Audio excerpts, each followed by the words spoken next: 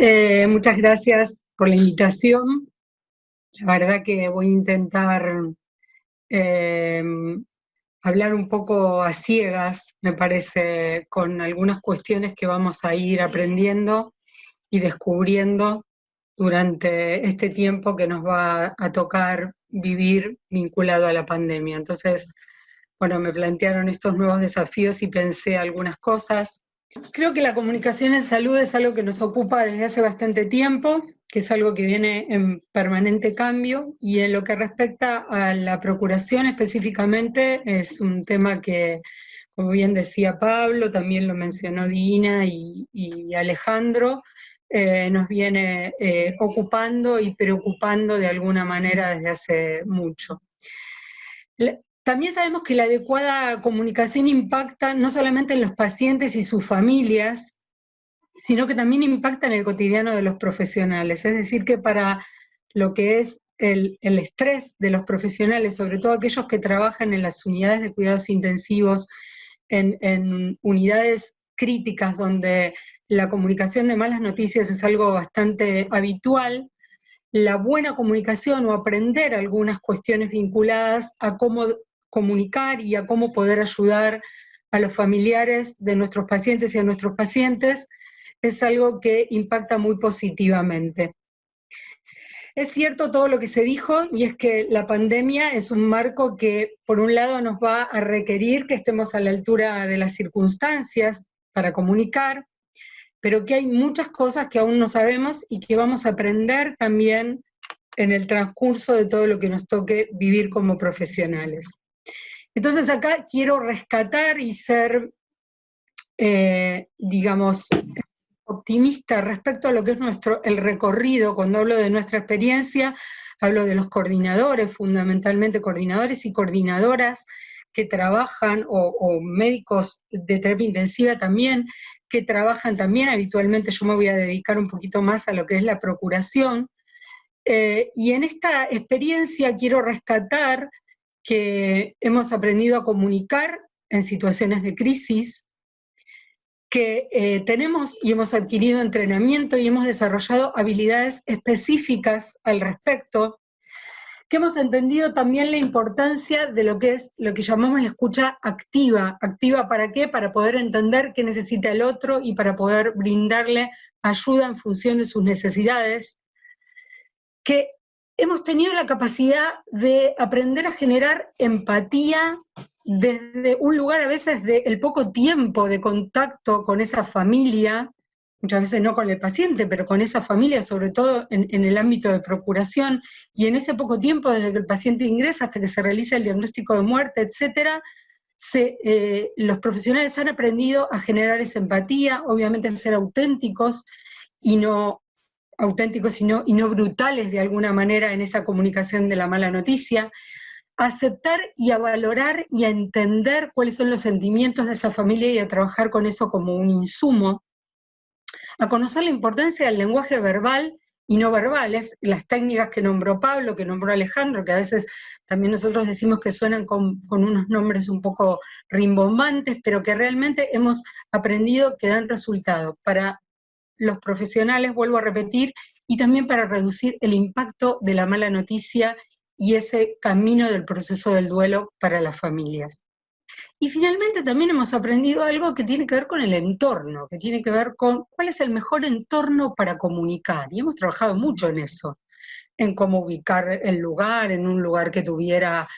intimidad, en cómo ubicar las sillas, en cómo sentarnos, en cómo expresarnos.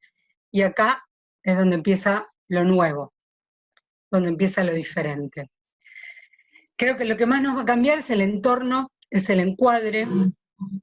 Ya algunos, Alejandro lo dijo también Pablo, también Dina de alguna manera dijo unas cuantas cosas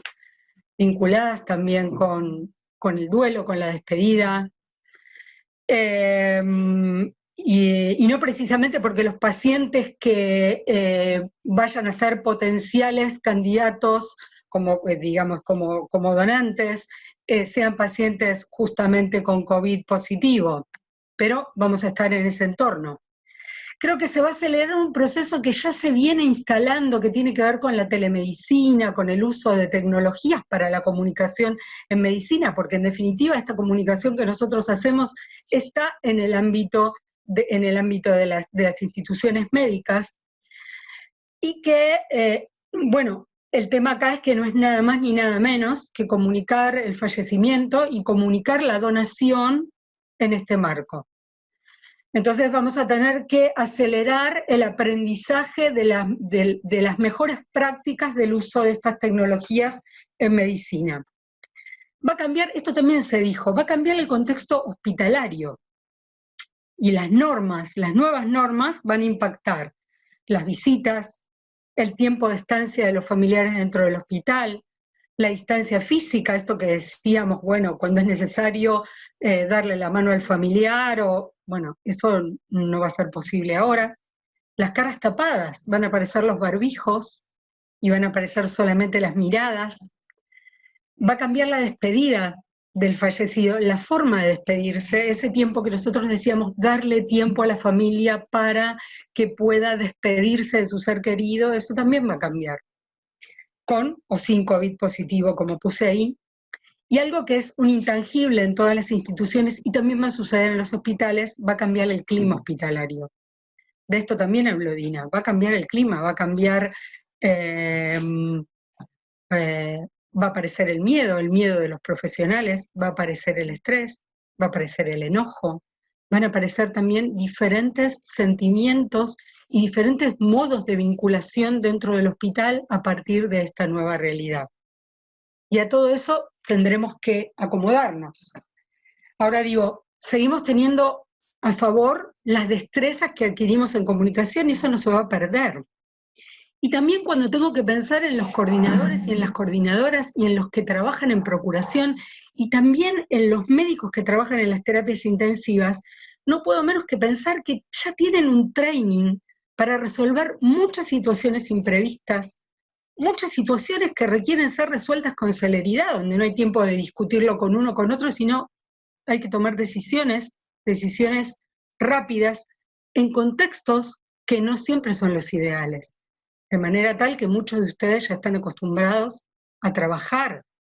en estos contextos, aunque hoy el contexto sea una pandemia y sea mundial y lo visibilicemos de otra manera. Algunas recomendaciones que se me ocurrieron y que pensé y que reflexioné es que a partir de las reglas y protocolos que cada hospital va a tener, Pablo decía, bueno, todavía a veces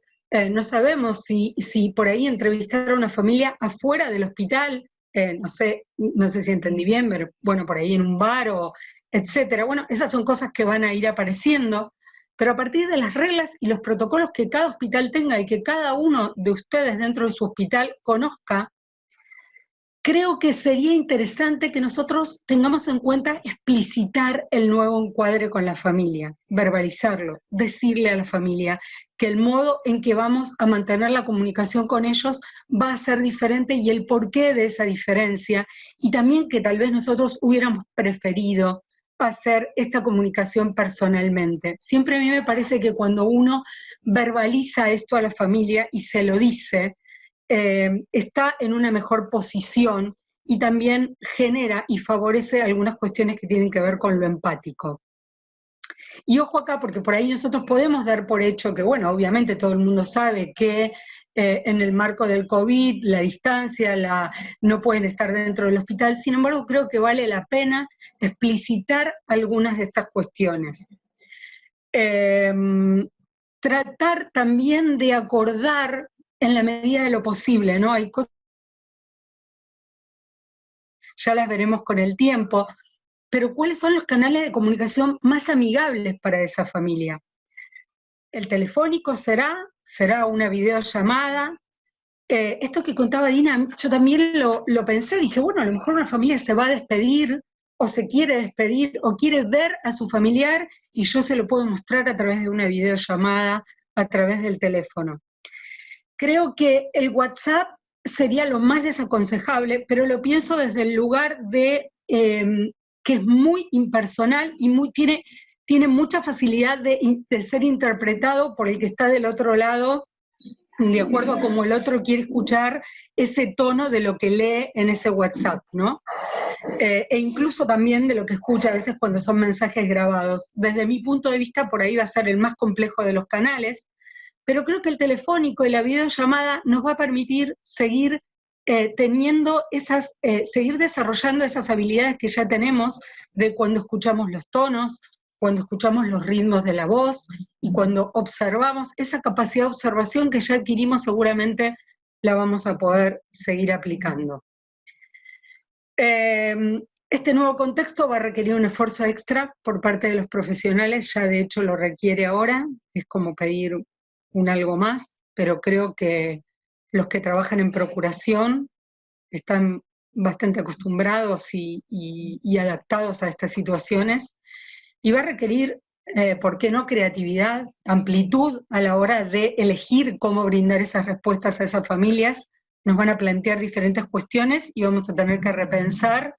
cómo podemos responder, y cuando no podemos responder, obviamente como lo hemos hecho siempre, decirles que a esto no podemos responderles. Y ahí es donde también vamos a aprender el uso de estas nuevas tecnologías. Y creo que en estos tiempos la buena comunicación y la intención de dar ayuda emocional va a ser altamente valorada, y creo que va a ser algo que va a jugar a nuestro favor. Por último, y no está en la diapositiva, pero considero que una buena práctica sería empezar a hacer como una especie de relato, de bitácora, de escritura de aquellas cosas que vamos haciendo, porque creo que esta va a ser la forma de discutirlo en formatos como ateneos, discusiones, encuentros, reuniones, etcétera, y de revalidar estrategias y técnicas. Me parece que hay que ir por ese camino, que es lo que nos va a permitir saber qué cosas nos resultaron efectivas y analizar por qué, y qué cosas tal vez no resultaron tanto. Mucho de lo que decimos hoy es para discutir, y nos quedará un largo camino de aprendizaje por delante, que confío que lo vamos a poder hacer porque hemos tenido la versatilidad de aprender muchas cosas en este tiempo. Así que muchas gracias.